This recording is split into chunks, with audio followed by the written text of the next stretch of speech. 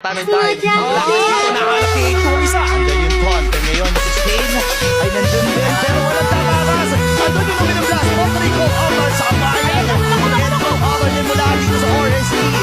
In this time, ang pop and may stun. Nalalabas doon pero wala pa rin mararamay. Grabe na ito, Be. Parang kanya-kanyang uwi na para sa ating mga team sa kita naman. Nagsilis na uwi. Ngayon, papasok si Emma with Blazing Duel. Sino magiging next casualty? Why? Kailangan kilagin natin definition of a close